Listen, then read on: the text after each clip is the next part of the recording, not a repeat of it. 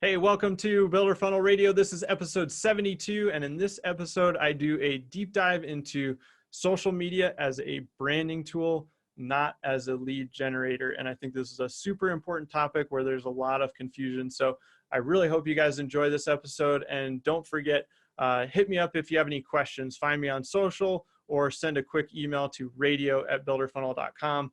Love to hear from you on that, and let's dive into the episode.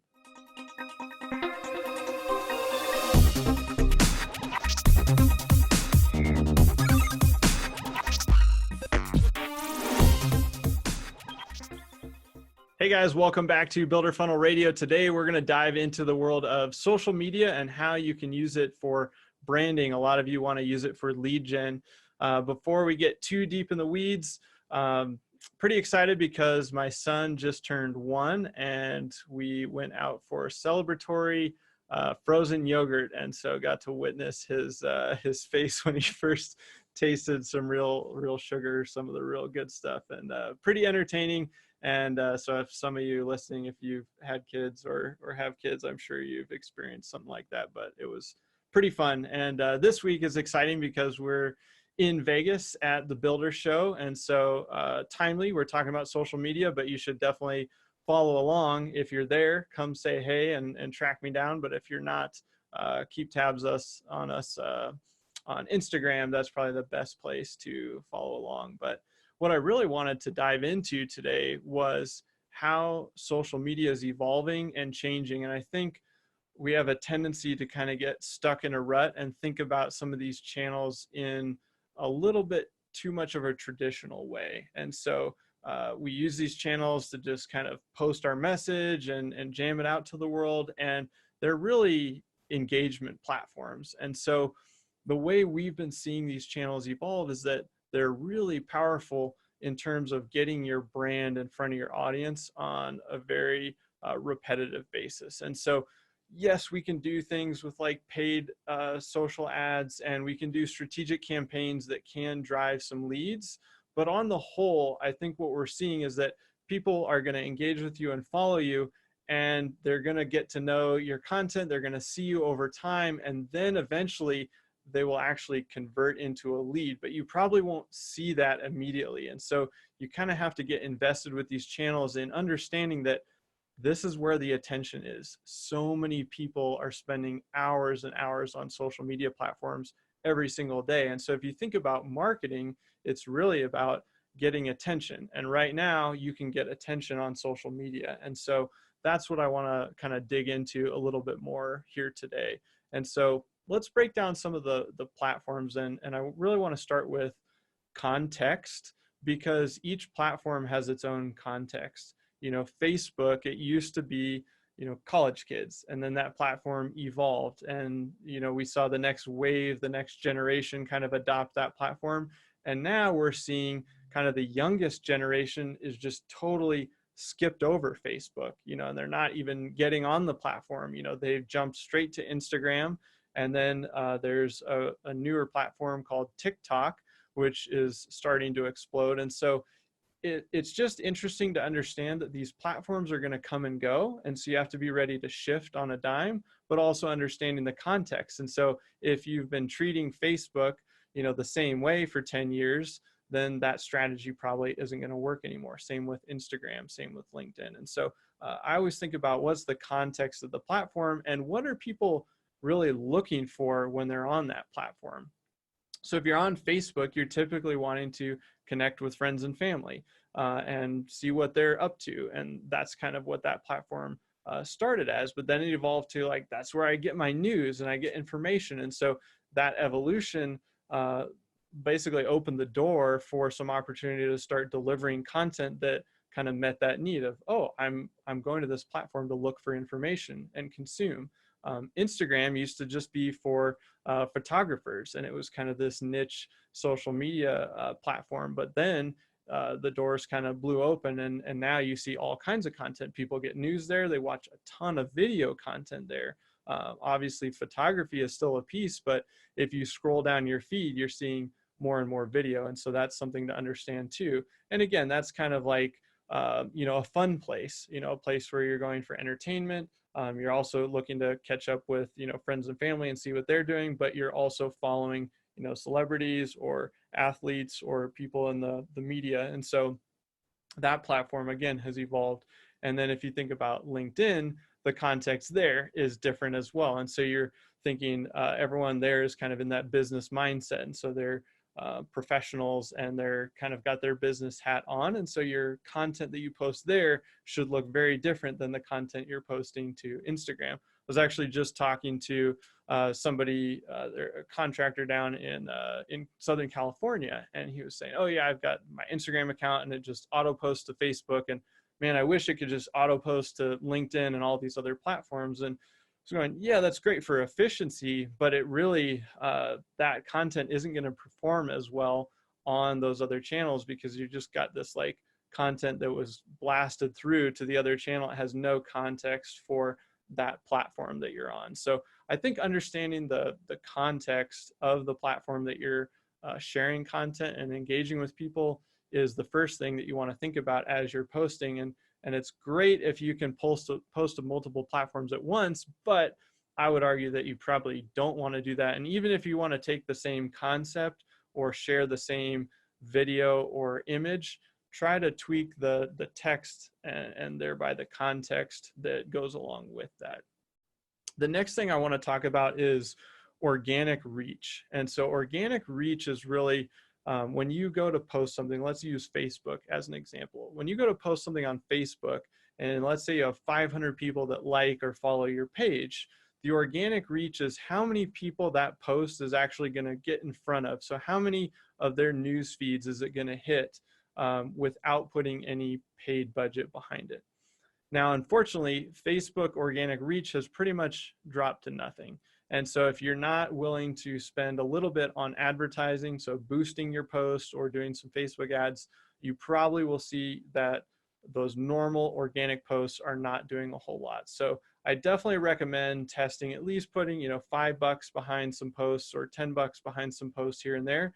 And then definitely look at that, the data there, and you'll for sure see that reach expands. I find that you get increased paid reach, but you'll also see your organic reach is better. And so obviously there's a nice correlation there between, hey, Facebook says, hey, you're spending some money. Yeah, we're going to give you the paid reach, but your organic reach will probably go up as well. And so it'll basically just get in front of more of the fans that you already have. Kind of unfortunate, but that's the game that we're playing.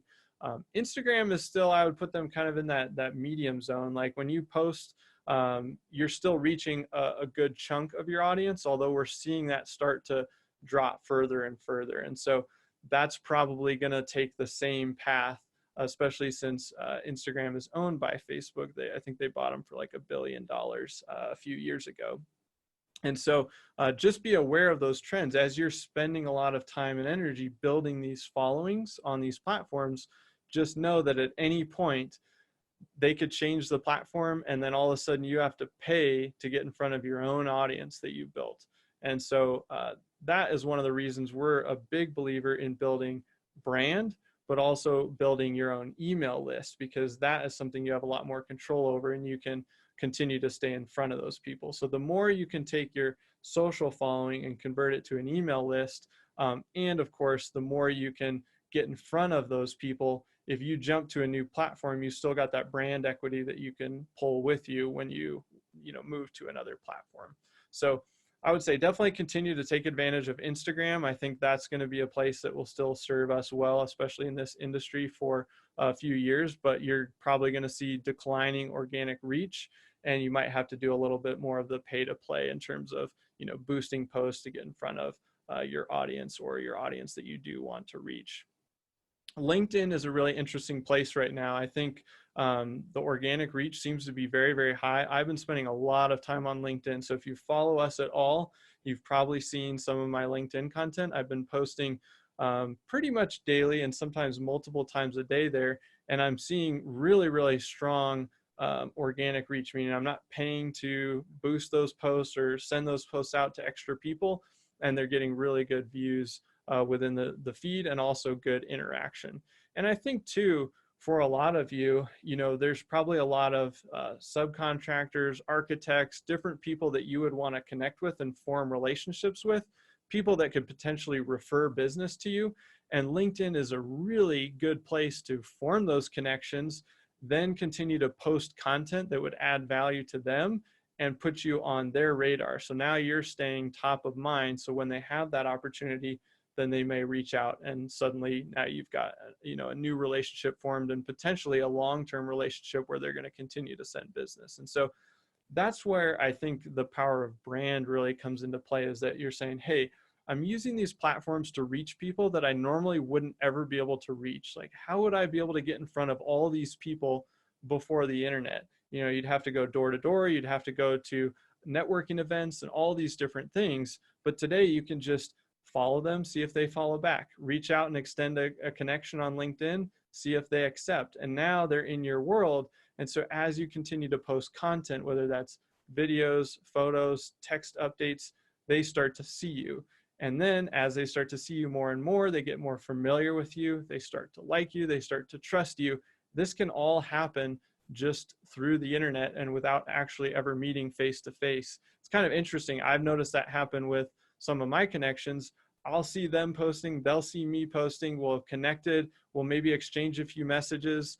And then we'll meet at an event 2 years later when we feel like we already know each other super well. And it's like you're meeting an old friend. And so definitely use these platforms to take advantage of the fact that you can reach people that you maybe normally wouldn't have been able to reach. And so that's where I think, you know, the branding piece is super important, and we get stuck on wanting these channels to just generate us leads immediately. And again, if you do some really strategic campaigns and you do some targeted advertising, I think, yes, they can work that way. But generally, I think these are great branding tools. The next thing I want to talk about too is video. And I've mentioned video a little bit as we've been going through this discussion, but what we've seen is, especially with Instagram, definitely on Facebook, and then LinkedIn for sure, the power of video. One, it performs much, much better on these channels. So you're going to see better reach. These platforms know that video engages people, so they support video more. They want that video content to get out to more people, because these platforms just want people to spend time on their platforms. And so if you're creating video content, they want that in front of people. People are going to sit there and watch a video. They're spending more time on the platform. So I think that's one of the reasons. But also too, people just like watching video. It's a lot easier. It's easier than reading some text. And so you can deliver your message and people are more likely to receive it through video, because they're willing to just sit there and absorb the information versus actively working to read and gather the information. Seems like a small thing, but it's extremely powerful. And I don't think images or text do as good of a job for building both your company brand or your personal brand like video does. Because like I said a second ago, as people start to see your face over and over and over again, they feel like they already know you. And when they feel like they know you, then they can start to trust you. And so in marketing, we talk about this know, like, and trust. And so the first step is really creating awareness. So again, how do we create awareness? We connect with people, we follow them, we see if they follow us back, they see our videos, we maybe put a little ad budget behind it. Now they're aware of us, they've seen us. Now that they're aware, they have the opportunity to like us, and they're going to like us if we're sharing content that helps them.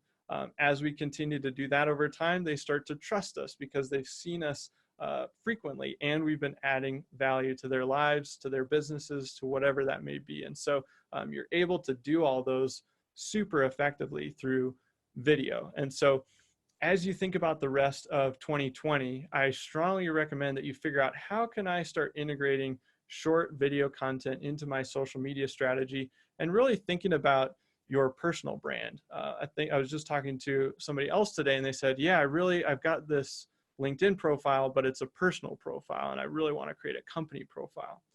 Now we have a company profile, but I find that our personal profiles of both my own and other people on our team here at Builder Funnel, they perform so much better. And because people connect with people. And it's easier to connect with a person. You know, you can connect with a company, you can connect with a brand, and there's obviously some big brands that have done a great job of doing that.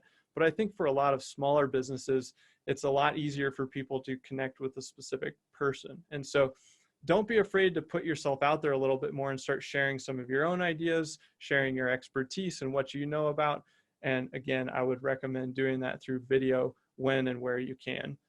So that's what I've got for you today, guys. It was more of a kind of a high level discussion, but I just think there's a lot of confusion around wanting social media to just bang, produce leads right away. And that's not really how those channels work.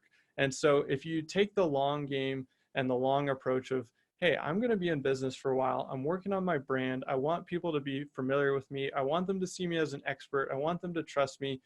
And when they need what I offer, they're going to know about me because I'm always out there pushing out content, helping people. And so really think about it from that branding perspective. And I think you'll start to see a lot more success with social media. And I think you'll have a lot more fun too, because you'll start seeing the results and you won't be expecting things that just aren't happening for you now. So hope this was helpful, guys, and we will see you next time on Builder Funnel Radio.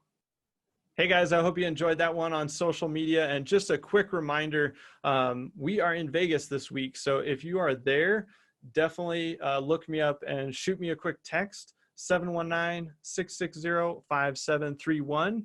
Find us on social media. Cody and I will be there. We'll be posting to Instagram. So maybe you can just find us based on that. But text is probably the best way. And if you're not at the show, I definitely recommend following along. Again, on Instagram, you can find us at builder_funnel. So yeah, we'll see you guys next time. I hope you enjoyed this episode on social media. Get out there and start creating some more video content.